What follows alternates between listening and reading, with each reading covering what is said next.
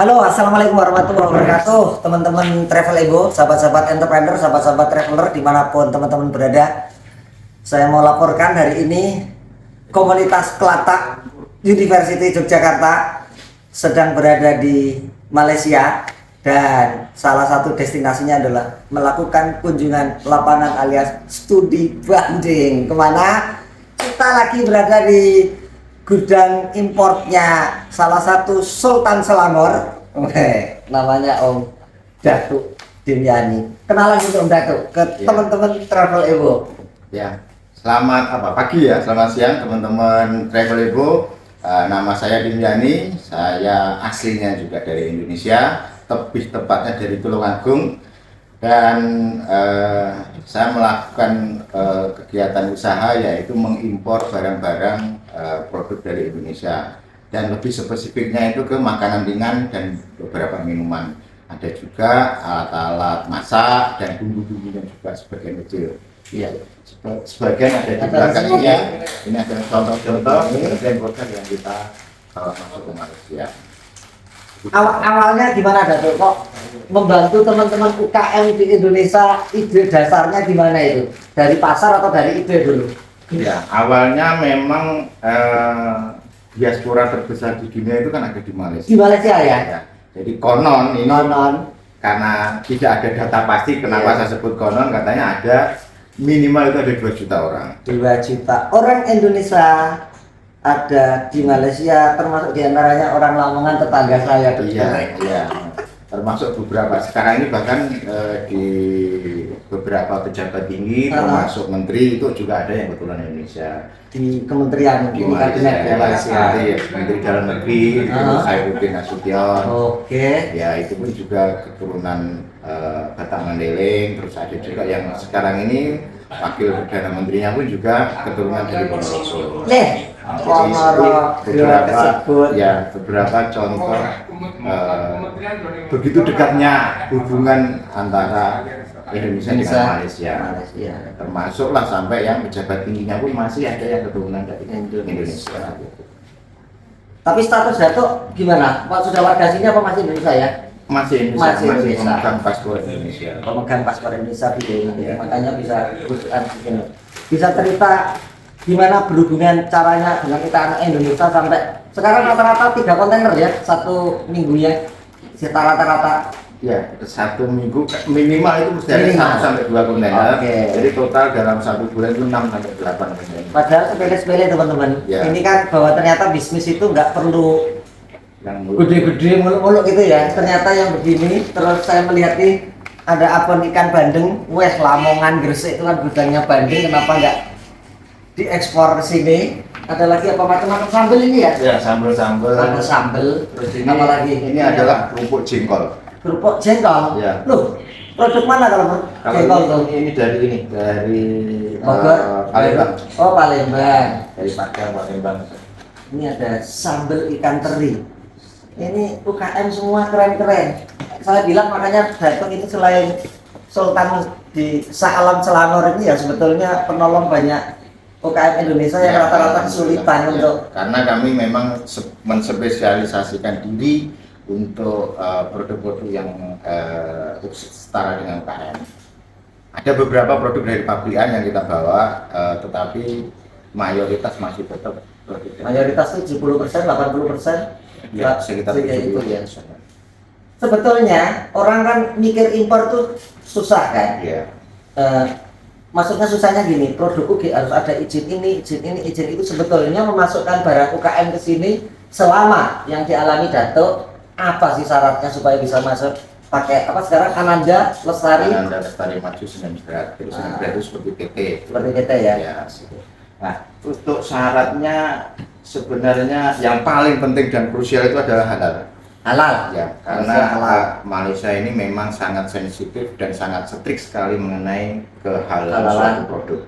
Nah, cuma untuk produk-produk UKM ini asalkan marketnya itu tidak ke supermarket besar, itu yang penting halalnya. Tulisan halalnya itu ada.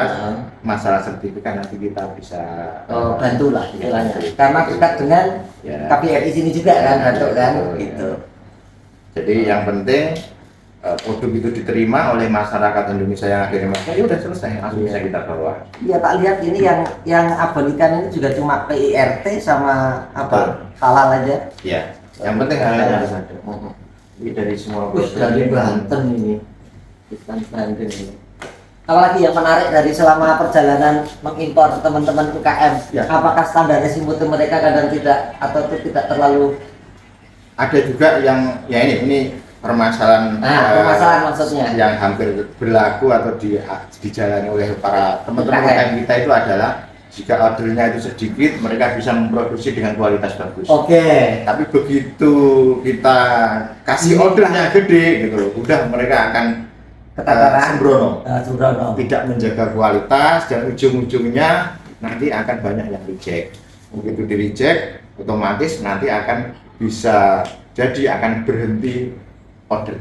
Ya. Pokoknya salah sedikit itu bisa di-cut dan mengganggu kelangsungan bisnisnya. Maka yang paling penting jaga kualitas itu. Sebagai contoh begini, Oke. dulu waktu booming-boomingnya di tahun 2020 itu booming-boomingnya pisang sale. Pisang sale, Sini ada contohnya ada di depan. Oke. Pisang sale itu kalau tipikalnya orang Indonesia, misalnya di dalam lembaran pisang sale yang kayak penggaris itu yang namanya pisang sale lidah. Nah, di situ ada rambutnya. Oke. Paling kalau di orang Indonesia makan, oh ada rambutnya, dibuang, yang lain masih dimakan. Iya. Gitu. Kalau orang Malaysia nggak bisa begitu. Cacat. Jadi ini sudah ada rambutnya, satu ini buang semuanya dan nanti akan dikomplain kita sebagai importer maupun yang merepackingnya, yang packagingnya. Ya, karena kebanyakan dulu kita mengimpor produk pisang sale ini dibeli oleh orang Malaysia yang mereka merepacking sendiri dengan desain yang bagus, dengan sistem marketing yang bagus, jadi dengan brand mereka. Jadi begitu pembeli komplain ke mereka, ke brand owner ini, brand owner ya komplain, saya sebagai importer, saya komplain ke Indonesia, tapi barang ini sudah nyampe sini, nggak bisa. Nah itu susahnya lagi. Berarti merugikan semuanya ya, UKM-nya nggak berlanjut, importernya kena. Dan akhirnya sekarang ini saya hanya menerima pisang sale itu dari satu produsen yang memang bisa dipegang kualitasnya, standarisasinya. Contoh lagi, kita mengedukasi kepada UKM itu, tolonglah pakai hairnet penutup kepala yang lubang-lubang itu. Itu pun susahnya minta ampun. Wah, biasanya begini nggak apa-apa. Ya iya, biasa begitu nggak apa-apa kalau jualnya di lokal gitu. Kalau internasional syarat-syarat seperti itu harus ada. Terus meja untuk packingnya itu harus baiknya itu seperti stainless. Jadi menjaga higienitasnya gitu, nampak bersih gitu. Nah di Malaysia pun orang-orang yang brand owner itu memang melakukan seperti itu. Jadi dengan PD-nya mereka akan memvideokan proses repackingnya itu. Nah sementara sebenarnya itu ada permintaan dari brand owner ini, Bang, tolong divideokan cara proses pembuatan. Ya di sana. Di sana. Terus saya nggak berani. Terus saya nggak berani. Nah, nanti bisa macam-macam nanti yang kelihatan gitu. Berarti sebetulnya kayak dinas, kalau di tempat kita harusnya dinas-dinas kita itu sampai ke situ ya, orientasi pendampingannya. Pendampingan. Kelas internasionalnya bagaimana dipenuhi ya supaya UKM nggak sembrono. Betul. Jadi paling tidak itu ada pendampingan agar senantiasa menjaga kualitas. Oke. Ya. Kalau kontinuitas selama ini ada permasalahan nggak, Datuk? Untuk produk UKM ada beberapa yang memang agak terhambat. Contohnya yang sekarang ini adalah keripik pisang. Keripik pisang yang koin, yang bulat. Itu yang pisang tanduk, pisang apa? Pisang biar. Agung tanduk. Agung tanduk biar itu kan sebenarnya permintaannya banyak. Bisa apalagi menjelang puasa, menjelang lebaran itu. Nah ini saat ini lagi agak langka. Terus harganya pun naik, dulu satu bal 5 kilo itu 130.000, sekarang sudah naik sampai 175. Jadi akhirnya kami harus mencari juga alternatif produknya hampir sama yang di luar supplier yang sekarang naiknya gila-gilaan itu. Ketika kita mencari ke yang lain itu belum tentu langsung dapat, karena si orang lain ini juga sudah punya job. Orderan dari yang lain-lain gitu loh. Jadi untuk pasar lokal pun juga kita akhirnya rebutan. kalau kita ngomongin ini pasti panjang, bisa sehari semalam nggak selesai Datuk ya. Ya. Cuma terakhir ini karena saya kesini juga lagi bawa pesan dari beberapa kepala desa muda di Lamongan dan Bojonegoro. Ya. Jadi Om Beruang itu punya temen yang usianya masih di 30-an, didorong untuk maju kepala desa jadi karena pengen perubahan tuh cepet banget gitu. Dan di Lamongan ada 2 kepala desa, ada Gus Miftah Firdaus dan calon kades kita dari Gajah ini Mas Maftu juga kita dorong untuk jadi. Pesan mereka gini, Mas Alut, Gus Maftu dan Gus Miftah ini bisa nggak kapan-kapan saya ke Kuala Lumpur bawa anak-anak Karang Taruna jalan-jalan ke tempatnya Datuk ke Selangor, jadi bukan sekedar foto-foto di Petronas sama Menara Kembar, tapi untuk kira-kira apa yang bisa diberdayakan di kampungnya, nanti bisa dikerjasamakan dengan Datuk untuk jadi badan impor sini supaya desa itu bertumbuh. Ya, sangat bisa sekali. Bisa, ya? Dan saya sangat senang kalau hal itu dilakukan karena biar tahu, oh begini toh barangnya ya. Iya, itu maksudnya. Begini, kalau begini aja saya bisa bikin. Begini ini di desa saya adalah. Biar lihat sendiri. Karena ada juga sering pertanyaan-pertanyaan. Saya bisa mensuplai apa ya? Banyak banget. Ya tinggal kamu punya apa? Saya balik begitu pertanyaannya gitu. Kamu punya apa? Kalau punyanya ini, oh kalau ini laku, oh kalau ini nggak bisa. Saya ngomong di awal gitu. Jadi punyamu apa dulu, jangan tanya saya bisa nyuplai apa aja.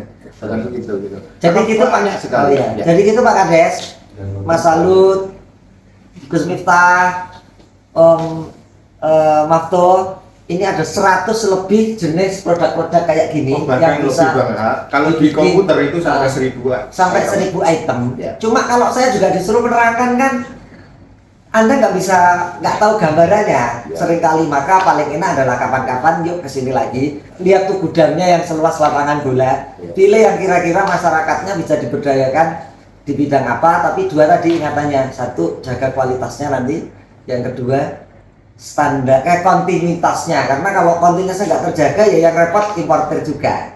Pesan terakhir Om Datuk sebelum kita tutup. Oke, jadi untuk teman-teman UKM maupun produsen mamin yang ada di usaha makan minuman,